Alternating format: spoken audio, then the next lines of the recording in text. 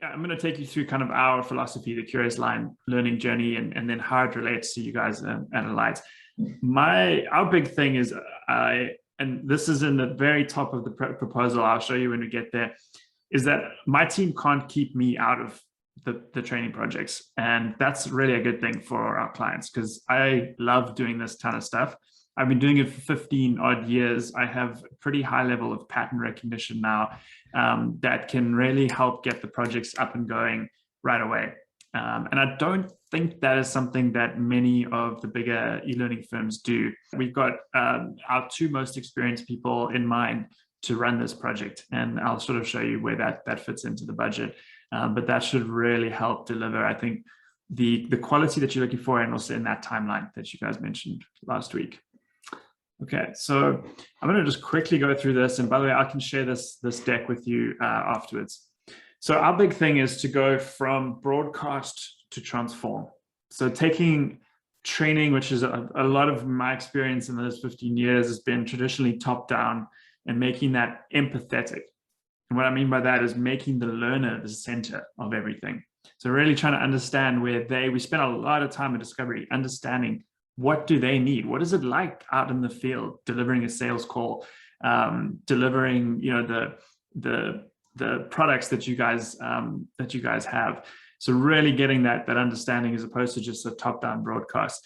Obviously, changing it from a one-way to a two-way. We learn best from each other, and what we do is design two things for people. One, to give them an opportunity to ask questions and to get those questions answered, and then for them to talk to each other, because they learn so much from each other, each one of them having a certain level of understanding and background that they bring from their experience in the field. And then lastly, this is how I do it. So from your most senior, I assume a lot of the training is your most senior sales professional saying this is how I do it, to let's develop a way that works together, which is going to draw mostly on how your most senior people do it, but it's going to be framed in a way and adopted in a way that makes sense to the people that actually have to go and do it. And that's the key. And that's where I've seen the biggest disconnect in my 15 years, is where it's just broadcast from someone who's an absolute expert at the thing, but it's not getting to the people that actually need to go out and do the thing. So that's sort of, yeah, go ahead.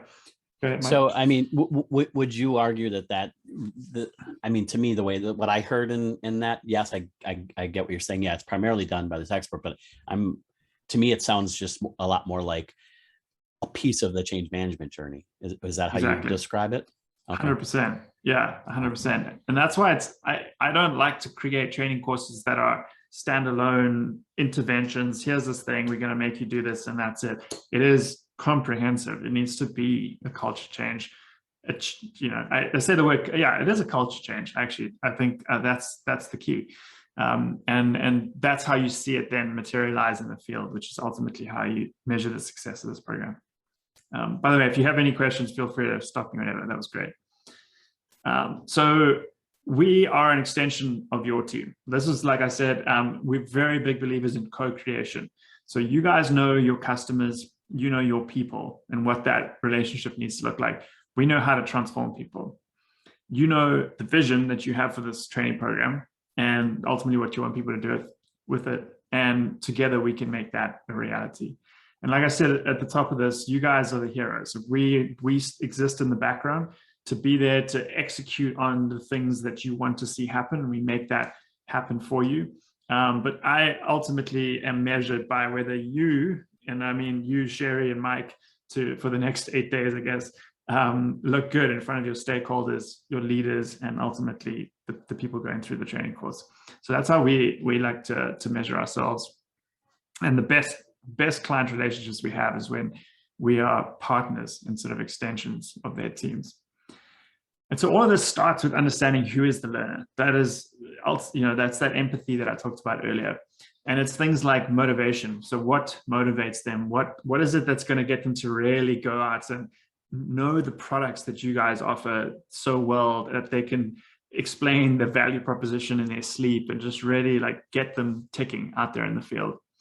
This is a huge one. What is their prior level of knowledge? How much of this do they know already, so that we can leverage that? And if not, and if it's limited, which for new products, and that I'm sure it is what analogies can we use about what they already know? to help make the new stuff easily transferable from sort of that working memory to long-term memory. And then the learner profile is kind of encapsulating it all. Who are they as individuals? What makes them tick? What else do we need to know about them to make this an empathetic training program? Then we turn that into a learning journey. So the whole thing we'll end up creating for you is a learning journey, which is ultimately that path to transformation. So a big part of this is getting people to discover the content as opposed to it's that broadcast, right? As opposed to the broadcast top-down approach, discovering the content. So giving them the right resources to watch within a certain time frame so they can go through it and see what it means to them and reflect on it, and then show up at a live call and talk about those things. And that, I think we talked about a couple sessions ago, is that the biggest impact is in those discussions where they've had a chance to absorb a little bit about it, and now they're seeing, hey, this is how it applies to us. And along the way, they build their knowledge, they gain experience, and they grow this network. So this is where the change management stuff you're talking about, Mike, like in those training courses, in those vulnerable moments of learning, they start to figure out, like, you know, bonds between each other, like, oh, this person can help me with this thing. They're a bit more experienced here. Also, more experienced people find people that they want to mentor, you know, who like a little bit junior, a little bit inexperienced. And that is so huge. And so we've seen that adopted in PagerDuty, Pinterest.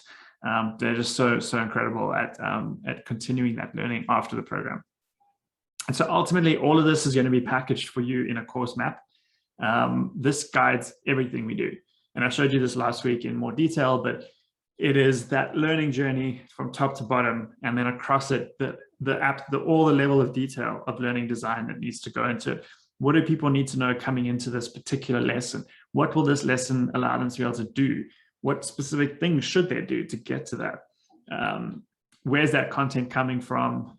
What things should we be knowledge checking? All of that kind of stuff. So that's really the blueprint for everything we create for you. And the key thing with those, with the course map, is that every lesson has only one learning outcome.